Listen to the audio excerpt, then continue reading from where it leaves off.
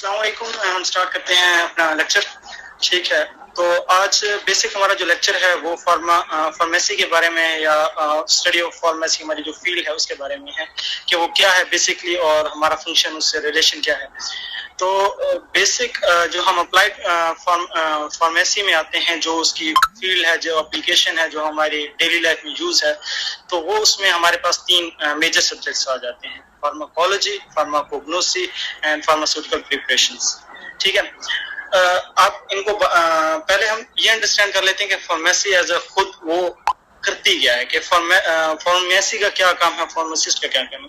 तो फार्मेसी का basic understanding ये है कि ड्रग की अंडरस्टैंडिंग, कि ड्रग क्या है, उसका ओरिजिन क्या है, ड्रग बनती कैसे है, उसको हम स्टेबलाइज कैसे करते हैं, या उसके डिफरेंट मेथड्स देखें, ड्रग बनानी कैसे है, फिर उसको आगे क्या कहते हैं डिलीवर कैसे करना है, पेशेंट्स तक कैसे पहुंचाना है, उसको मार्केट में कैसे लाना है, XYZ जो भी है। ठीक है, ये फार्मेसी है और ये फार्मासिस्ट का ही काम है कि वो इस ड्रग को मार्केट में लाए, फिर इसे क्या कहते हैं टेस्टिंग वगैरह करे, इसके एक्सपेरिमेंटेशन वगैरह करे। ठीक है, वो पेशेंट्स तक पहुंचाने के डिफरेंट डोजेज फॉर्म्स प्रिपेयर करे।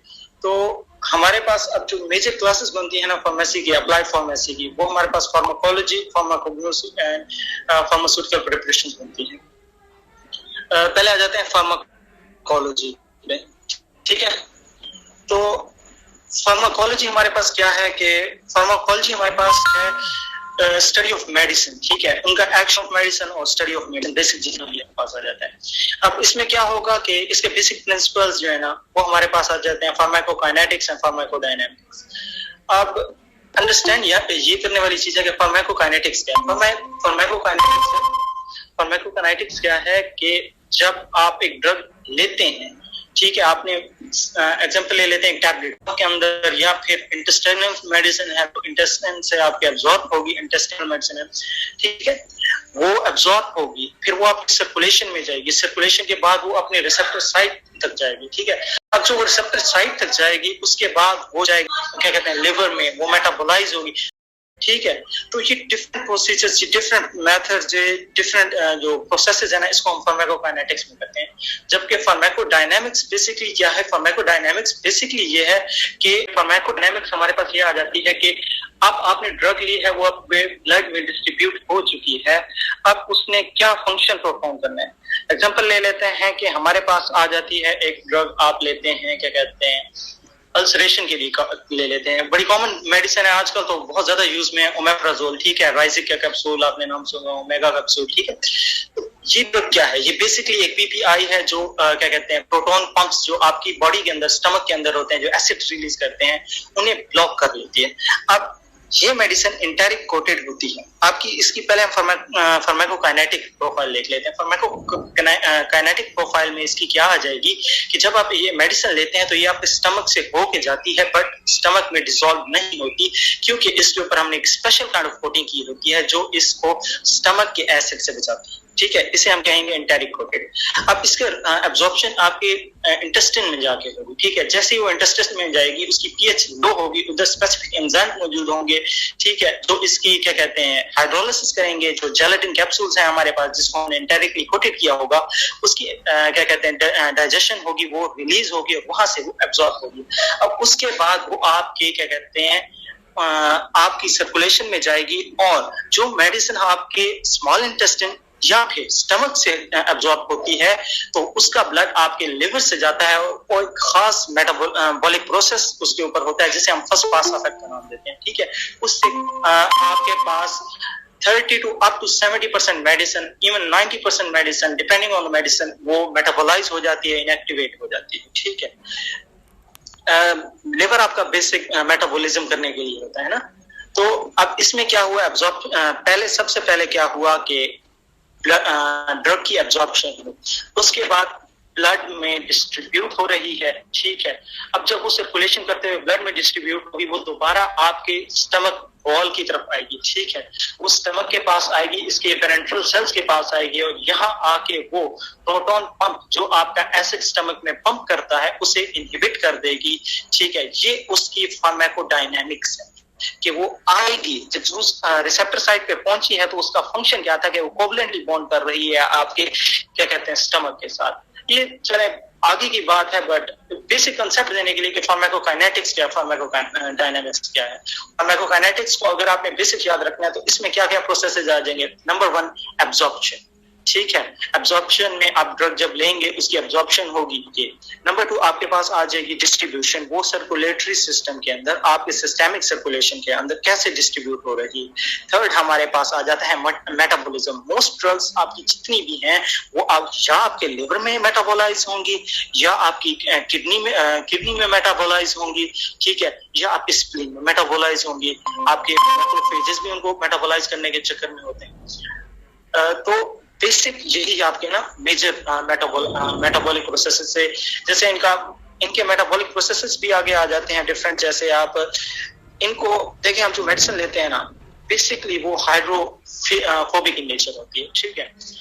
उसको एक्सक्रीट करने के लिए बॉडी से यूरिन में या किसी में मोस्टली हम उसको हाइड्रोफिलिक करते हैं ताकि वो इजीली बॉडी से एलिमिनेट हो जाए, ठीक है। तो मेटाबॉलिक प्रोसेसेस डिफरेंट होंगे, उसमें फर्स्ट कैटाबॉलिज्म होती है, फिर एनाबॉलिज्म होती है, ठीक है।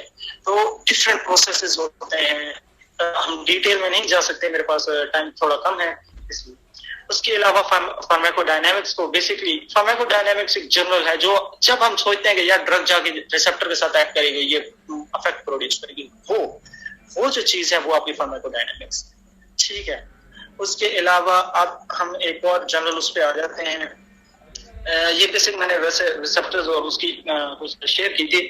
फार्माकोकाइनेटिक्स को हम आदमी के नाम से भी जानते हैं, ADME, ठीक है, absorption, distribution, metabolism and excretion. उसके अलावा हमारे पास फार्माकोडायनामिक्स में क्योंकि रिसेप्टर साइट्स होती हैं तो मेजर रिसेप्टर फैमिलीज आपके पास क्या क्या आ जाती हैं। इसमें लिगैंड गेटेड आयन चैनल्स होते हैं, ठीक है, जे प्रोटीन कपल रिसेप्टर्स होते हैं, एंजाइम लिंक्ड रिसेप्टर्स होते हैं, इंट्रासेलुलर रिसेप्टर्स होते हैं। ये डिफरेंट मेजर क्लासेस हैं आपकी जो रिसेप्टर्स की टाइप्स होती हैं, ठीक है।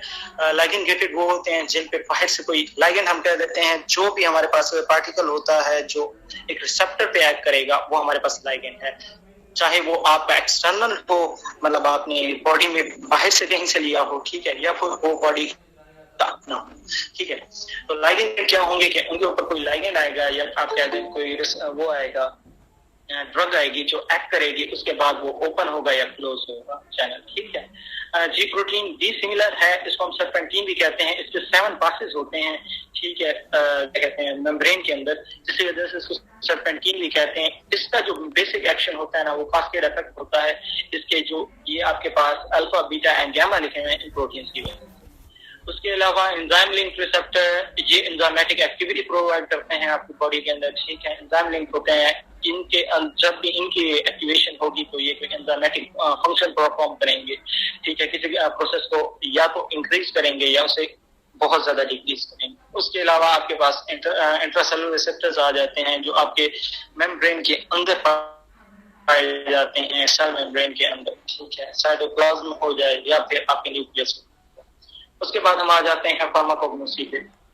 अच्छा, फार्माकोग्नोसी हमारे पास क्या है? फार्माकोग्नोसी हमारे पास अप्लाइड साइंस की वो ब्रांच है जहां हम डील करते हैं क्या, क्रूड ड्रग से। क्रूड ड्रग क्या होती है? देखें, आपके पास जो ड्रग है वो एक प्योर फॉर्म में होती है। हम उसका मतलब उसमें से हमारे पास सिर्फ और सिर्फ एक्टिव कंस्टिट्यूएंट्स होते हैं, एक्टिव कंस्टिट्यूएंट जो हमारे पास इफेक्ट प्रोड्यूस करने वाली चीज है, ठीक है, तो वो हमारे पास है। बट क्रूड ड्रग क्या है कि आप एनिमल सोर्स से कुछ उठाते हैं। जस्ट फॉर एग्जांपल मैं आपको देता हूं कि आप गार्लिक लेते हैं, सो वो गार्लिक जो आपने लिया है ना वो एक एग्जांपल होगी क्रूड ड्रग की। उसमें से आपने एलिन या एलिसिन एक्सट्रैक्ट नहीं किया जो उसके एक्टिव कंस्टिट्यूएंट्स हैं जो हम मेडिसिनली यूज करते हैं, बट एज अ होल वो गार्लिक क्या है, क्रूड ड्रग, ठीक है। तो हम फार्माकोग्नोसी को डिफाइन कर सकते हैं कि स्टडी है क्रूड ड्रग्स की that are obtained from natural sources such as plants, animals, microorganisms and minerals, ठीक है।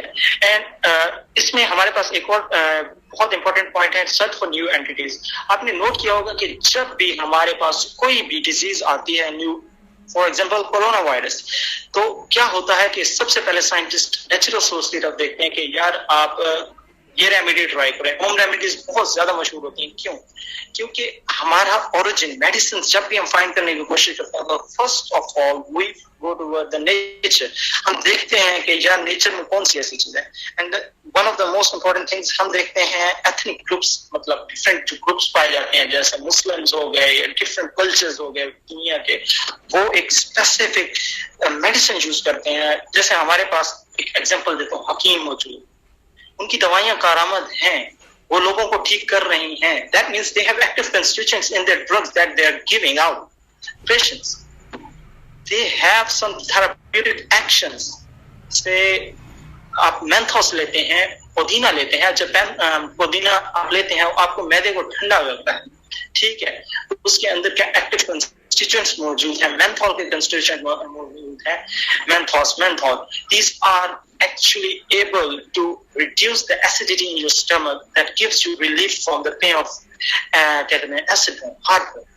So ये चीज है आपकी जो आपके पास आती है, जो आपको क्या कहते हैं रिप्रेजेंट करती है। सो फार्माकोग्नोसी को हम एक बहुत बड़ा मेजर फंक्शन है जिसे हम कहते हैं क्या कहते हैं एथनोफार्माकोग्नोसी, ठीक है। वो एथनिक ग्रुप्स जो डिफरेंट बिलीफ के ग्रुप्स हैं, जिनमें हजारों साल से ट्रेडिशनल मेडिसिन यूज हो रही है, हम उनको देखते हैं कि यार ये मेडिसिन है, मेडिसिन इस ग्रुप में क्यों यूज कर रहे हैं, what is the reason behind this. मतलब अगर आप देखें जितने भी हकीम हैं वो आपको जो ग्रुप ड्रग देते हैं वो ही एक्सट्रैक्ट करके मोस्टली मेडिसिन बन रही होती हैं, ठीक है। इसकी एक बहुत बड़ी एग्जांपल ये है कि जो हमारे पास वर्ल्ड वॉर 2 थी, उसमें हमारे पास क्या हुआ कि मॉर्फिन जो हमारे पास एक्सुडेट होता है ओपियम प्लांट का, वो यूज करते थे पेशेंट्स। उनको पता नहीं था कि ये क्या है, but it was an analgesic, वो पेन रिलीव करता था। अब उसको हमने मॉर्फिन कोडीन के नाम से मेडिसिन आती हैं, ठीक है, वो आपके पास एनाल्जेसिक्स हैं, ठीक है, एंटीपायरेटिक एनाल्जेसिक्स हैं, वो नार्कोटिक एनाल्जेसिक्स की क्लास में आती हैं जो पेन रिलीफ करती हैं। सो इसमें हमारे पास जैसे फैट एक्सट्रैक्ट्स और ऑयल्स वगैरह हो गए, ठीक है, वोलेटाइल ऑयल रेजिन्स वगैरह, ये आपके पास आ गए, ठीक है। तो इसकी डिफरेंट आगे टाइप्स हैं, एग्जांपल्स हैं और काफी डिटेल सब्जेक्ट है। इसकी एक बहुत इंपॉर्टेंट चीज ये है कि इसमें आपको नेचर जो मिलेगा रोल वो प्लांट्स का मिलेगा, क्योंकि इन ह्यूमन हिस्ट्री हम मोस्टली जब भी हम मेडिसिन तलाश करने की कोशिश करते हैं तो first of all we look towards plants as a source of medicine. उसके बाद फार्मास्यूटिकल प्रिपरेशन। अच्छा, फार्मास्यूटिकल प्रिपरेशन क्या होगी? फार्मास्यूटिकल प्रिपरेशन ये है कि आप अप्लाइड साइंसेस को, मतलब हमारे पास जो नॉलेज है उसको हम अप्लाई करते हैं, एक्टिव कंस्टिट्यूएंट्स लेते हैं, फिर हम कुछ और नॉन एक्टिव कंस्टिट्यूएंट्स होते हैं जो हम लेते हैं, उनको मिक्स करके हम टैबलेट फॉर्म बनाते हैं, एक डोजेज फॉर्म बनाते हैं जो हम पेशेंट्स को देते हैं, ठीक है। इसमें अंडरस्टैंड करने की बात यह है कि हमने कैसे प्रिपेयर करनी है, एक मेडिसिन को किस तरह प्रिपेयर करना है कि वो पेशेंट को उस पर्टिकुलर कंडीशन में रिलीफ, ठीक है। इसमें आपके पास रूट्स आ जाते हैं। देखें, आप कोई ड्रग लेते हैं उसका डिफरेंट रूट्स है। For example oral route, one of the most common routes, हम टैबलेट्स लेते हैं, सिरप्स लेते हैं, ठीक है, ये आप ओरल रूट से लेते हैं, मुंह से लेते हैं, ठीक है। इसकी ओरल रूट के अंदर आपके पास बकल, ठीक है, बकल कैविटी में रखने के लिए टैबलेट आ जाती है, लोजेंजेस आ जाती हैं, च्यूएबल टैबलेट्स आ जाती हैं जो आप च्यू करते हैं, आपके लोकल इफेक्ट प्रोड्यूस करते हैं, ठीक है, ये ओरल रूट है। फिर आपके पास parenteral route, one of the most important routes जो हम इंजेक्शन और इन्फ्यूजन ड्रिप्स वगैरह के लिए यूज करते हैं, कि वो आप डायरेक्ट बॉडी के अंदर इंट्रोड्यूस कराते हैं। इसमें कोई फर्स्ट पास इफेक्ट नहीं होता, वो डायरेक्ट आपके क्या कहते हैं सिस्टेमिक सर्कुलेशन के अंदर जाता है और वहां वो इफेक्ट प्रोड्यूस करता है, जिसके रिजल्ट में क्या होता है कि आपकी बॉडी क्या कहते हैं फास्ट एक्शन प्रोड्यूस करती है और उसकी बायोअवेलेबिलिटी भी 100% होती है, ठीक है। उसके अलावा हमारे पास आ जाएगा क्या कहते हैं नेजल रूट, ठीक है, नेजल और हमारे पास ये जो आ रहे हैं आजकल स्प्रेज आपने देखे होंगे, ठीक है, एरोसोल्स वगैरह, ये बहुत पॉपुलर हो रहे हैं। क्योंकि ये बहुत इंपॉर्टेंट इसलिए है क्योंकि ये आपके लंग्स में, कि आपके लंग्स एल्वेओलाई जो होते हैं वो बहुत थिन मेम्ब्रेन है ना, ऑलमोस्ट 1 सेल उनकी लेंथ है, ठीक है, जिसकी वजह से वहां की एब्जॉर्प्शन रेट बहुत ज्यादा है और वहां ब्लड सप्लाई भी अच्छी खासी है, जिसकी वजह से मेडिसिन बहुत अच्छी तरह ब्लड में जाती है और हमें सिस्टेमिक सर्कुलेशन में बहुत पोटेंट इफेक्ट प्रोड्यूस करता है हमारे, इसलिए हम उसको बहुत प्रेफर कर रहे हैं आजकल। उसके अलावा हमारे पास आ जाता है क्या कहते हैं स्पोजिटरीज आ जाते हैं, या फिर आप कहते हैं रेक्टल रूट जो हो गया, ठीक है।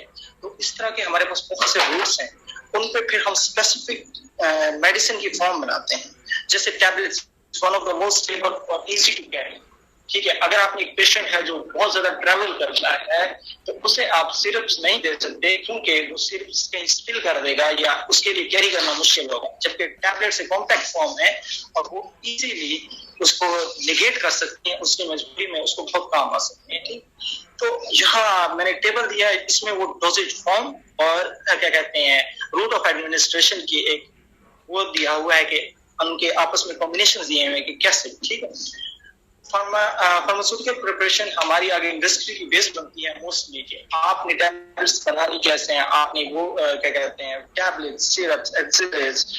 हमारे तो मोस्टली कॉमन हम हर चीज को कह देते हैं यार ये सिरप है, ये टैबलेट है, जबकि इनके अंदर इतनी ज्यादा ब्रॉड फॉर्म्स है। जैसे अब सिरप्स हम हर लिक्विड फॉर्म, डोजेज फॉर्म जो हमारी बोतल में मिलती है, हमें इंजेस्ट करनी होती है ओरल रूट से या पीते हैं हम जैसे, तो हम उसे क्या नाम दे देते हैं, भाई ये syrup. Well, there is suspension, elixirs, tinctures, aromatic bottles हमारे पास आ जाते हैं, सिरप्स आ जाते हैं, ठीक है, स्पिरिट्स आ जाते हैं, तो बहुत सारे डोजेज फॉर्म है। फिर टैबलेट्स के अंदर इटसेल्फ इतनी ज्यादा है, जैसे इंटेरिक कोटेड हो गई, डिफरेंट फॉर्म्स ऑफ टैबलेट, क्योंकि अब यूं नहीं है कि मेरे पास एक्टिव कंस्टिट्यूएंट है मैं वो डायरेक्ट पेशेंट को दे दूं। ठीक है, काफी टाइम्स ऐसा होता है कि आपकी स्टमक लाइनिंग उसको डिस्ट्रॉय कर रही है, आपके स्टमक के एंजाइम्स उसको डिस्ट्रॉय करते हैं। समटाइम्स आपको उसकी क्या कहते हैं एब्जॉर्प्शन आहिस्ता चाहिए होती है। देखें, एक टैबलेट है जो अगर आप लेते हैं और वो फौरन सारे का सारा प्रोड्यूस कर देती है बल्क, तो आपको वो बल्क में नहीं चाहिए था, आपको आहिस्ता आहिस्ता चाहिए था, ताकि आपको दिन में उसकी 8 गोलियां ना लेनी पड़े, आपको दिन में सिर्फ 1 गोली लेनी पड़े। सस्टेन रिलीज निकालते हैं कि आप एक टैबलेट लेंगे, ये पूरा दिन आपके लिए आहिस्ता आहिस्ता करके दवाई डोजेज फॉर्म रिलीज करती रहेगी और आपकी बॉडी में आहिस्ता आहिस्ता एब्जॉर्प्शन होती रहेगी। ठीक है, तो ये बेसिक कंसेप्ट था फार्मास्यूटिक्स का, फार्मेसी का। ठीक है, ये हमारे बहुत इंपॉर्टेंट टॉपिक्स हैं। विद रिस्पेक्ट टू अगर किसी का कोई क्वेश्चन है जनरलाइज किस्म का, तो मैं प्लीज मैं आंसर कर देता हूँ उसको। और उसके अलावा अगर कोई और इंफॉर्मेशन चाहिए या फिर डीप स्टडी करना चाहता है तो बता दें, मैं विद रेफरेंस बुक्स वगैरह सेंड कर दूंगा, ताकि अगलों की क्यूरीज आपकी सेटिस्फाइड